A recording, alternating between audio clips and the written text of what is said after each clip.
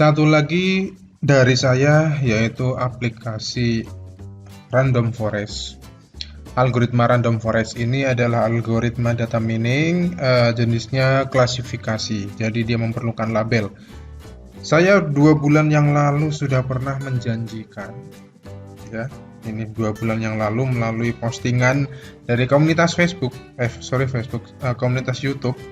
Saya pernah memposting next project saya akan membuat aplikasi data mining klasifikasi Random Forest berbasis web PHP. Iya. Kenapa pakai web PHP? Karena PHP komunitasnya banyak sekali dan banyak mahasiswa mungkin yang sangat familiar dengan bahasa pemrograman ini. Apapun bahasa pemrogramannya ya. Yang penting adalah penerapan logika di dalam mengimplementasikan logika di dalam bahasa coding. Jadi ini aplikasi sudah selesai saya buat ya. Dan menggunakan PHP frameworknya CodeIgniter 4 yang baru ya. Terus PHP-nya juga bisa memakai PHP yang baru juga, PHP 8 ya. Sebelumnya kan saya selalu memakai 7.4. Sekarang pakai 8 udah bisa.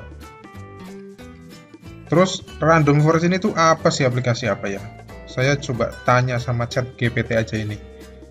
Aplikasi Random Forest itu apa? Nah, dia menjawab aplikasi Random Forest itu adalah sebuah metode penggabungan dari pohon keputusan ya, decision tree, yang digunakan untuk tugas klasifikasi dan regresi dalam machine learning. Random Forest adalah salah satu algoritma yang sangat populer dan efektif karena menggabungkan prediksi dari beberapa pohon keputusan yang independen. Berikut langkah-langkahnya ya. Ini secara teori aja, langkah-langkahnya aja. Membentuk dataset pelatihan acak ya, acak. Acak di sini saya mau memperlihatkan sebuah fungsi yang pernah saya buat saat membuat aplikasi Random Forest ini. Ini ada fungsi ya, ini di library yang saya buat nih, Random Forest. Ada salah satu fungsi namanya sample data dan dia menggunakan mtrun. Ini adalah random ya. Mtrun ini coba kalian bisa lihat aja, mtrun ini fungsinya untuk apa sih? Mtrun PHP. Nah, ini untuk randomisasi ya, untuk merandom nilai. Jadi fungsi ini untuk salah satunya saya gunakan di algoritma Random Forest ini ya. Tanpa berlama-lama langsung kita coba aja aplikasinya. Loginnya, email, passwordnya 1-5. Nanti kalian bisa ganti sendiri di ya, kalau aplikasi yang sebelumnya gantinya hardcode ya, langsung di codingan. Kali ini kalian bisa ganti di dalam database langsung. Nah, kalau misalkan kalian mau modifikasi bisa jadi multi user juga bisa. Ini udah versi database. Nih, untuk dashboardnya seperti ini, bisa dimodifikasi sangat mudah ya, pakainya Bootstrap. Banyaklah caranya ya di YouTube ya. Saya yakin kalian mahasiswa yang sangat kreatif. Langsung saja, ini adalah datasetnya. Jadi dataset ini, datasetnya kok ini ya? Ini. Nah, ini kebalik nih datasetnya saya. Ini saya ubah dulu datasetnya ya. Datasetnya dataset iris aja. Iris yang banyak. Ubah dulu nih. Saya lupa, belum ubah. Dataset. Nah, ini dataset itu di mana? Random Forest dataset. Jadi cara bacanya gini ya. Random Forest ini base URL namanya ya. Base URL itu bisa kalian lihat di .env ini. Sorry ini mungkin videonya agak panjang ya, saya selingi sama penjelasan. Ini adalah base URL, jadi saat diakses dia langsung ngelink ke sini. Ini base URL. Nah, setelah base URL ini adalah namanya controller Random Forest. Oke. Controller Random Forest. Nah, ini kemudian setelah controller di sini adalah fungsi ya, fungsi dataset. Kita cari aja dataset fungsi. Nah, function dataset nih. Oke, dataset. Kemudian kita lihat dulu ini datasetnya udah benar belum proses. saya pakai dataset apa sih? Oh, dataset iris. Sorry, saya ganti dulu ya ini ya, dataset iris. Save. Langsung ganti dataset iris, udah otomatis ada, bisa ditambahkan sendiri datasetnya, bisa diedit atau di delete sendiri ya. Jadi aplikasi ini udah dilengkapi sama manajemen datasetnya ya. Bisa difilter juga atau dicari di sini juga bisa berdasarkan mungkin ini kak. Ya, langsung ya gitu untuk dataset ini. Dataset ini akan dipakai pada proses ini ya. Jadi dataset ini kalian tambahkan atau kalian edit, setelah selesai kalian bisa langsung proses di sini. Ya di sini lah, di sini tuh di mana ini ya? Lihat aja ini random forest / proses, fungsi proses. Mana fungsi proses? Proses proses ya, pakai C. Nah ini proses. Kemudian di proses ini kok dikit banget, terus mana? Oh ternyata dia manggil view, namanya view proses. View proses itu ada di sini, view modul proses. Oh di sini. Ya. Nah terus ini datasetnya data iris bang. Nah saya punya dataset sendiri yang mau diimplementasikan, bisa nggak? Ya bisa. Sangat bisa sekali. Kalian mungkin tinggal buat dataset aja atau nanti saya bantu buatkan datasetnya. Nanti kalian tinggal import, nanti otomatis aplikasi ini membaca dataset punya kalian. Gitu. Ini datasetnya ya. Saya ini aja. Saya coba dulu ini. Kebetulan baru jadi. Inisialisasi proses. Nah, di proses inisialisasi proses ini akan memisahkan ya, dia yang mana yang atribut dan mana yang label. Kebetulan ini yang atribut saya kasih aksen kuning, dan yang label dia aksennya yang hijau ya, jadi datanya ini pakainya itu ya, bukan kategori tapi pakainya data angka atau numerik. Kemudian labelnya, kalau label tetap kategori ya. Ini akan dipisahkan, kemudian diproses prediksi.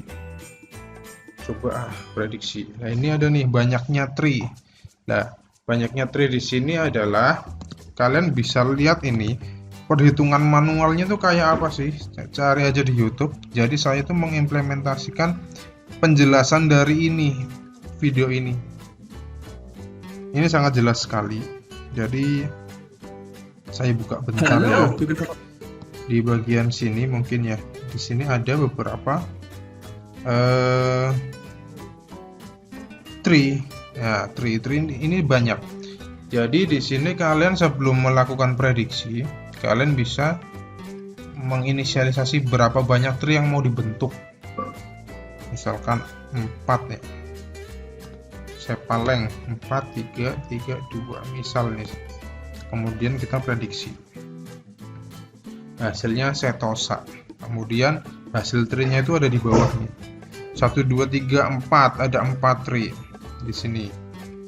Nah paling enaknya adalah sebenarnya kalian bisa lihat nih, ini adalah tree, tinggal di double klik. Kemudian ini adalah left dan right ya kan, tree dari atas, kemudian left dan right. Kalau left dia tuh yes, kalau right dia tuh no. Jadi di sini adalah mengvalidasi apakah petalengnya kurang dari sama dengan 1.1, 1,1.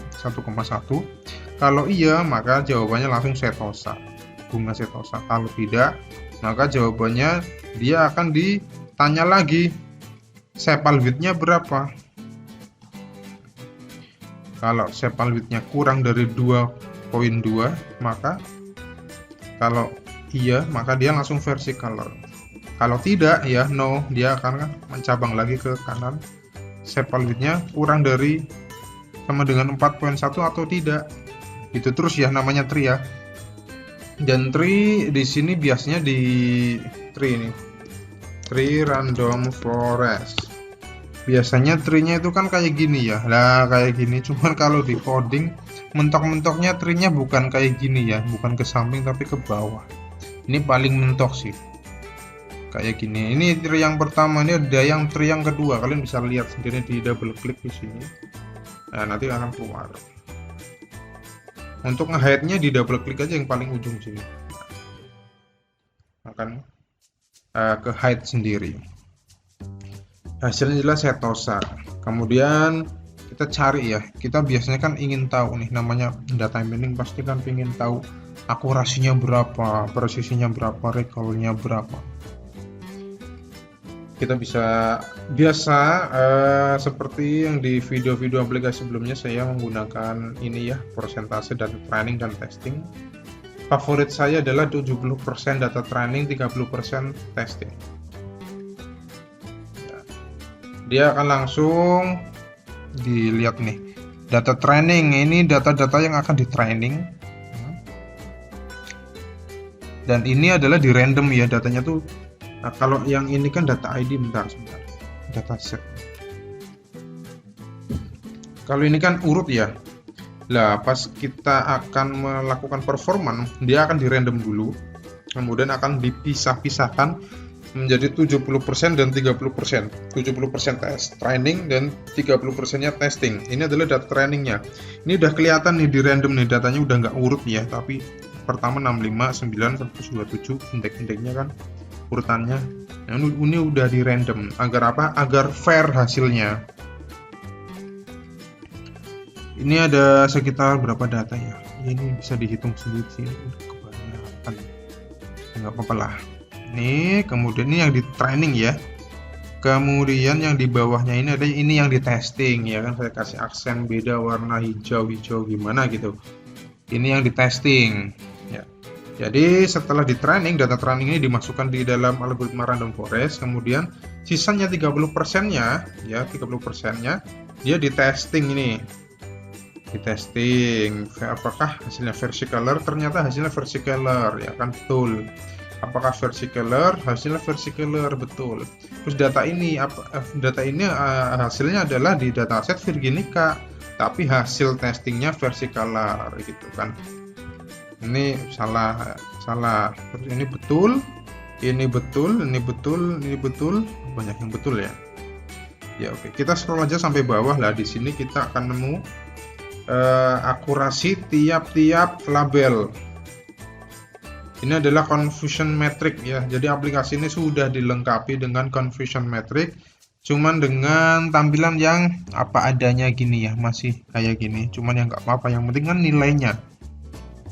Ini masih 0,6 ya. Mungkin kalau dijadikan persentase ini adalah 68%, presisinya 93%, recall-nya 93%. Kemudian yang Virginica akurasinya 55%, presisinya 92 dan recall-nya 92 juga sama. Kemudian setosa juga demikian. Satu berarti 100% ya. Karena kalau persen kita kalikan dengan 100. Terus ini akurasi overall. Maksudnya apa ini? Akurasi overall adalah dia membagikan ini yang benar tuh ada berapa testing. Yang benar ini kan benar 1, 2, 3. Kalau ini kan salah nih, ini nggak dihitung. Bawahnya nih 3, 4, 5 dia akan ngitung yang benar-benar aja. Kemudian hasil yang benar dibagi dengan jumlah data testingnya. Yang di testing itu ada berapa, kemudian dikalikan dengan 100, maka hasilnya ini, hasilnya 95% gitu, akurasi overall. Kalau ini kan akurasi tiap label, ini akurasi overall semuanya gitu ya. Ini adalah algoritma random forest.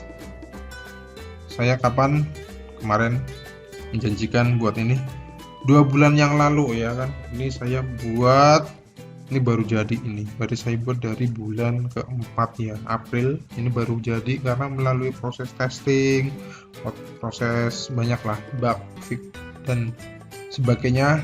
Dan akhirnya ini jadi aplikasi random forest.